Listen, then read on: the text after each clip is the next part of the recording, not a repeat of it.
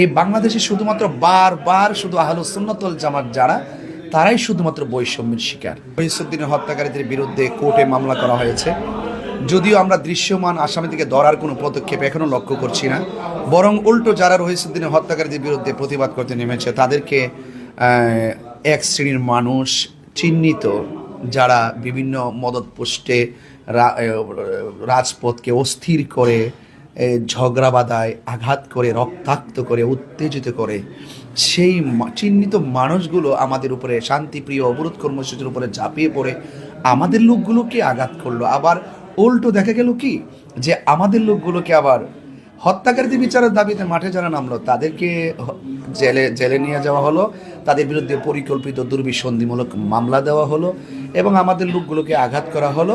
আর রহিসউদ্দিনের প্রকৃত হত্যাকারীদেরকে এখনও পর্যন্ত গ্রেফতার করা হচ্ছে না। হত্যাকাণ্ড শুধু আহলুস সুন্নাত ওয়াল জামাতের একজন নগণ্য কর্মী হিসেবে আমি নই, সারা বিশ্ববাসীকে হতবাক করেছে এবং বিশ্ববাসীর বিবেককে নাড়া দিয়েছে যে এইরকম মব ভায়োলেন্সে একজন মসজিদের ইমামকে এভাবে হত্যা করে তাকে মেরে হত্যা করা, এটা সত্যিকার অর্থে বাংলাদেশের একটি বিরল ঘটনা। তো সেই জন্য আমরা প্রতিবাদ চালিয়েছি এবং আপনারা জানেন সব ঘটনার আলেম ওলামারা কিন্তু প্রতিবাদ করেছেন।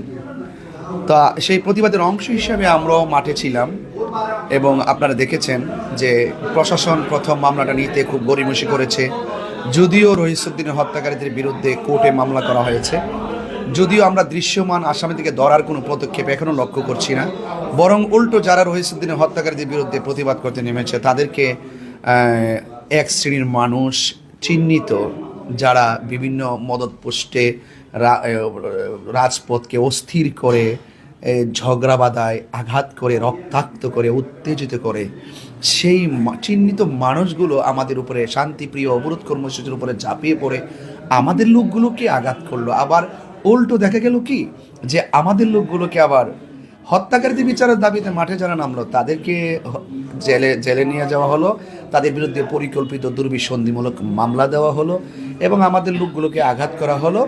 আর রহিসউদ্দিনের প্রকৃত হত্যাকারীদেরকে এখনও পর্যন্ত গ্রেফতার করা হচ্ছে না। আমি মনে করি যে প্রশাসন এবং রাষ্ট্রযন্ত্র রহিসউদ্দিনের রক্তের সাথে বেইমানি করছে এবং রহিসউদ্দিনের রক্তের সাথে বৈষম্য সৃষ্টি করছে।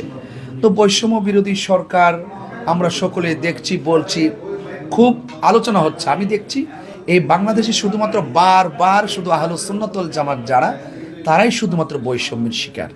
সেই বৈষম্যের দেয়ালকে ঐক্যবদ্ধভাবে ভেঙে দিতে হবে এবং সত্যিকার রিয়েল যে এই দেশের ভাবমূর্তি যেভাবে সমুন্নত হয় এবং একটি মানুষ ন্যায্য বিচার যেখানে পাবে, যেভাবে পাবে, সেই প্রক্রিয়ায় সকলকে ঐক্যবদ্ধভাবে রাজপথে কাজ চালিয়ে যেতে হবে।